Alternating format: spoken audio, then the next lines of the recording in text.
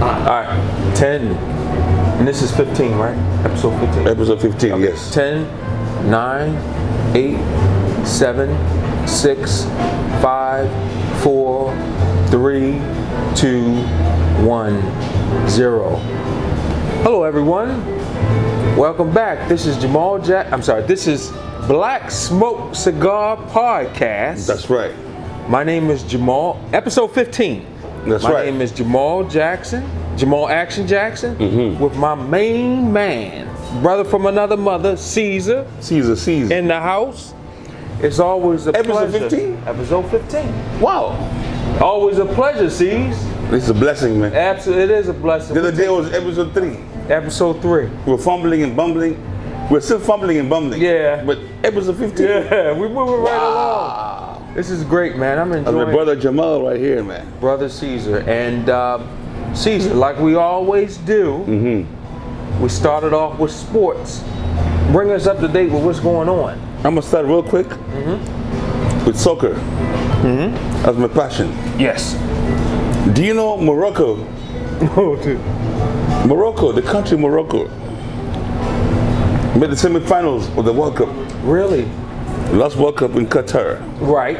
But this week, or no, last week, They beat Brazil. I remember. they beat Brazil Right. 2-1. The giants of Brazil lost to Morocco. And they got salty, man. They wanted to fight. Yeah, I bet. They lost to an African team. Yeah. Morocco in Africa. I know you're trying Yes, you are. to say you're not from Africa, but Try to get into Europe and you'll find out you're African. well, they found out. They tried 3 times. So that's soccer. We go to the March Madness, college basketball. What is going on, man? You tell me. All the big teams are gone, man. We have San Diego State and UConn in the final for tomorrow for the title. Right. Now UConn has been there before, but the final 4 was UConn. UConn is a good school. They've been there before. Then Miami, San Diego I saw that. State, and Florida Atlantic. Right. They beat all the big teams, man. Right. And I love it because it's wide open. You said something interesting too. I'm going to Go ahead. Go ahead. You said something about the transfer portal being an equalizer now. That is made a big difference. Yeah. Because now, back in the day, if you join a school, let's say I go to Ohio State, Right.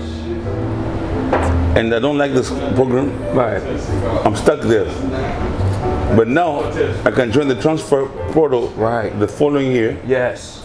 Transfer portal means I put my name in the pool, and any club, any school can pick me up. And that's what's happening now. So all the teams can pick from the pool all these good players. So if I'm a backup Right. in the big school, or I'm pissed off with the coach, and I'm a superstar, Yep. put my name in the transfer portal. Out of there. Let's go. Now,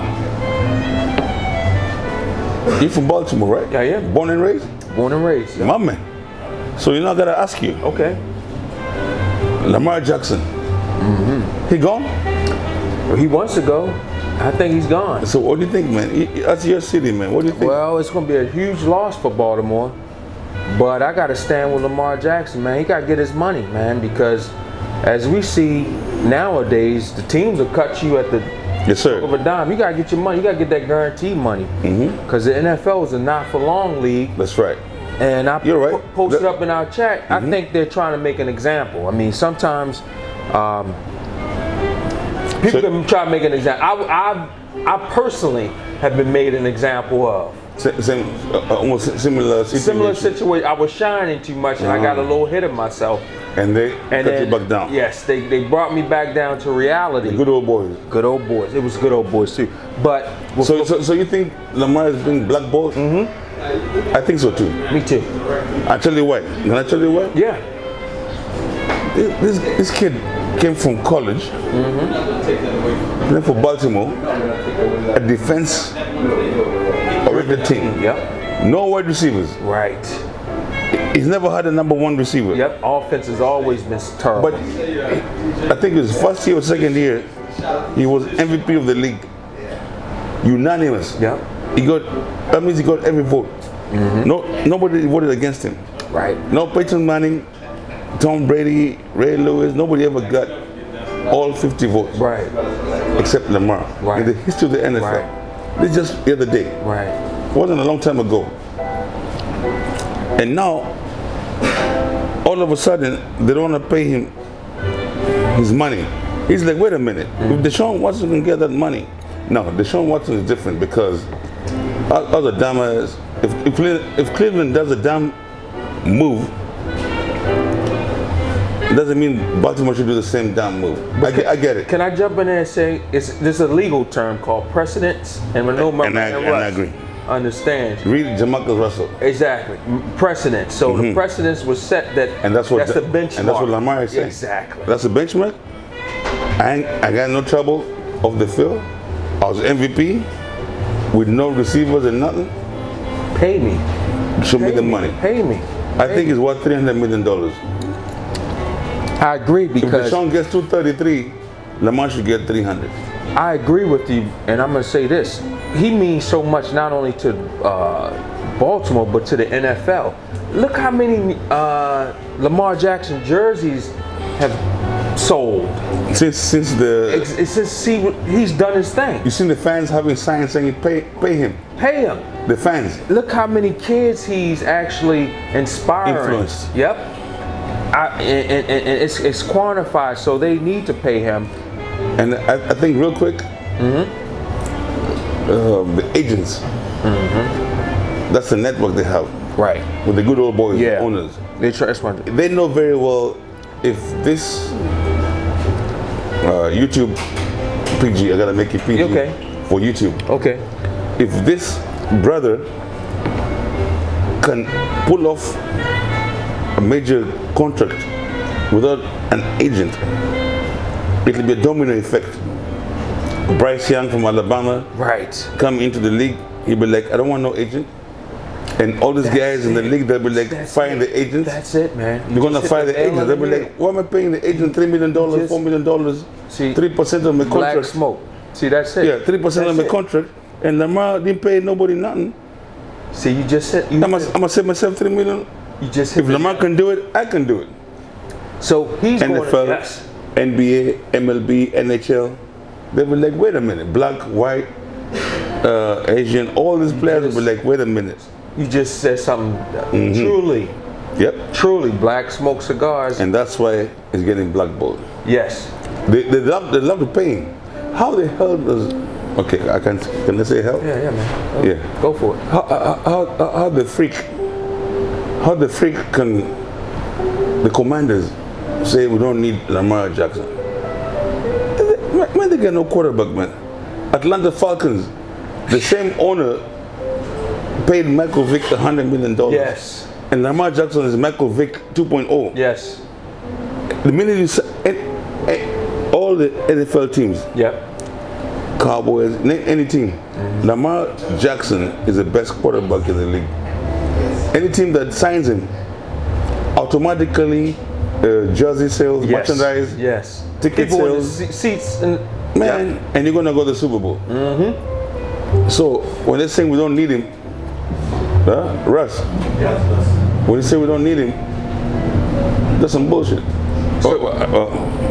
I'm gonna tell you something funny. You're from Baltimore, I'm gonna tell you something funny, man. This could be monumental for him. Keith, what's happening, brother? What's up, Keith? So anyway, what if the XFL breaks bread with him? That'd be awesome. That's what I'm saying. Oh wow! That I never thought about monumental. He could. I never thought about that. It is based off of what you just said. You got me thinking. Because he is going after the structure, the foundational structure of not having an agent. What if the XFL pays this man what he wants? And he can be the flagship. And some of these major players follow him. Yes. I want to play with Lamar. Yes. Yes. Any given Sunday. Anyway, that's our sports section. Next week we talk about NBA. Yeah. And the MLB. Right. We just started. Right. We'll save that for next week. Next week. All right. So Caesar, I'm gonna ask the C's. This is the second Ask Caesar. We tried to do that last week. Yes. But it got whatever. But we're here today. We're here today. So Caesar, I want to ask you. Africa is on the rise, right? I feel that Africa is on the rise right now, tremendously, because we're going into a multipolar power type of deal going on with. How do you feel about, first off, what the Kenyan president said about, in all due respect, we respect LGBTQ. Of course. We respect that. How do you feel about the president, the Kenya, who I like a lot? Mm-hmm. I like his demeanor, his caliber of person. And how do you feel about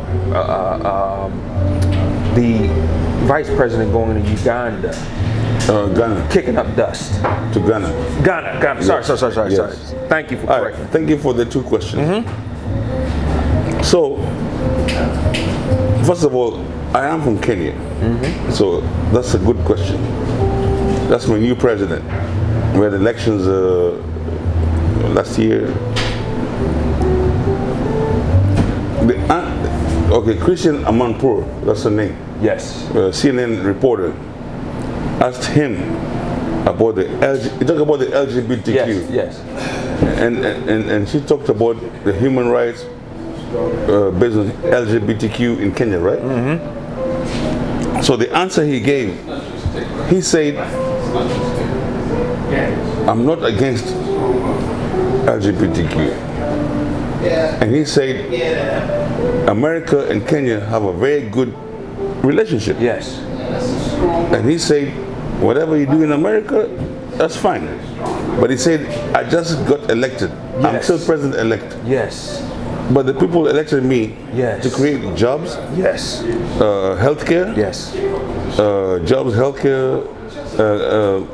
People are going hungry. Yes. That's the economy is messed up. But if they want me to focus on LGBTQ, I will do it. But right now, my mandate that I was elected on, thank you, is to focus on a third world country, third world country that has no food, and no jobs. The youth have no jobs. The healthcare system is messed up. Yes. So I was elected to focus on that. Mm-hmm. But in the meantime, in my 4 or 5 years, if they decide they want to focus on that, then I'll be more than happy to support it. Right. But for now, I'm too focused on people are going hungry. Yes. And they need healthcare and all that. And I think that was a good answer. I think it was a great answer. And he did it with a smile. And when she pushed back, he said, listen, I respect what you do in your country. Yep. Respect what we do in our country. Please. And by the way, for the record, the laws being passed are not anti-human rights. Right. And they're not anti-LGBT. Right. They talk about it. They're not anti-LGBTQ. The laws are just not being passed fast enough like they want us to do. Because people are focused on, they'll be like, wait a minute, why are you focused on that and I'm hungry? Exactly. I don't have a house. My grandma needs security. My grandma needs medicine. Exactly. You know? Exactly, man. My son has cancer. Exactly. So, and he said, believe me, the minute that's what they want, he'll do it. He never said he's against it. You know, and the second thing you said about Kamala Harris, the vice president. I don't like how she went to Ghana for business, economy, and everything. And I'm talking to the camera now. Yeah, please. And then she tried to blindside the Ghanaian president. Yep. When she said that America is pro-human rights, she talked about how her whole life was about human rights. And then she said that any African country that has laws that are anti-LGBTQ, America will come with sanctions and maybe military force. And I was like, come on, man. It's unnecessary. It is unnecessary. We can talk about it, but really, the threats, it's like me coming to your house. Yeah. And you tell me to remove your shoes. And I say no. I never remove my shoes when I go to somebody's house. Shit and mud on them. And you tell me if you don't remove your shoes, you gotta go. You can't enter my house. Yeah. And I tell you, I'll be back with my peoples, and we're gonna whoop you. We're gonna whoop you. Mm-hmm. You know? Mm-hmm. That's your house. So man, what's up with the threats, man? And that's why sometimes America oversteps, man. Yeah. Let's talk about business, and then after that, if you want to talk about something else, we can talk on the side. It's about respect, man. Respect your autonomy. Mm-hmm. Respect your country's decision making. You don't have the big boy. There's no bully pulpit here. And what I sent you, the information I sent you, he rebuked what she was saying quite respectfully and put her straight. But the media never showed the Ghanaian president's response. Because he said, our parliament has a bill about LGBTQ. It's still going through the process. Yep. We don't have a law yet, so I don't know what you're talking about. He told us, I don't know what you're talking about. And see, CNN never reported. It's going through the process, and the process, our parliament is sensitive to the LGBTQ, and at the same time, sensitive to the people, our culture, our traditions, and everything. And I'm sure they'll find a middle ground, and the final result comes to me. I decide when the bill comes to my table, if I can veto it or sign it. Mm-hmm. So, come on, man. Yeah, I totally agree with that. And she, it's all about respect, man. And what we're saying today, respect somebody else's house, as you say. Yes. Respect somebody else's house. Don't try to show them up when prime time. And also, thankfully, I always say this is the age of information. You don't have to go through, and this is why traditional media sources are failing right now, and people are seeking out alternative information. Yes. Like I just subscribed to Substack, which is a free app, and you can read articles. I gotta check it out. Yeah, it's articles you can read all over. Oh, is that where some of the stuff you send me?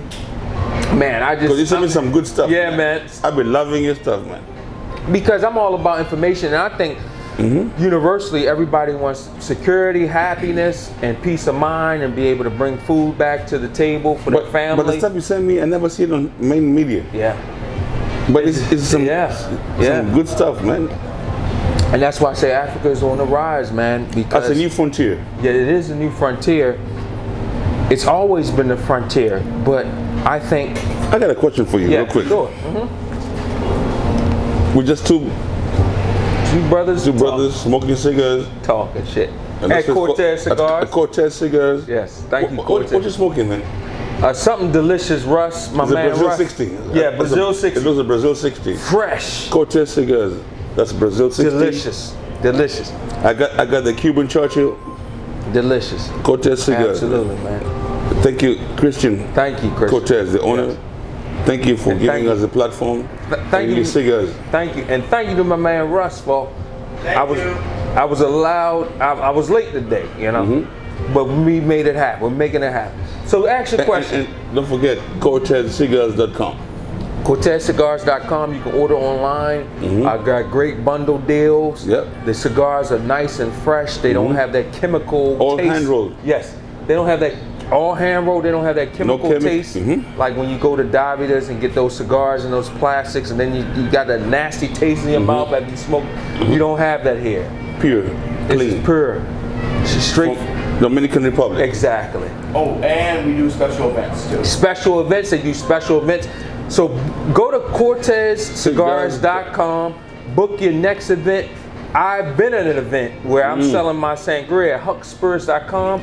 And what's your website? HUXspirits.com. Okay. Great sangria that couples well with cigars. But I was at an event in Pennsylvania where Cortez was hired to hand roll. They're rollers, right? Hand rollers. Yeah, Cortez was there, hand rollers. He sends rollers.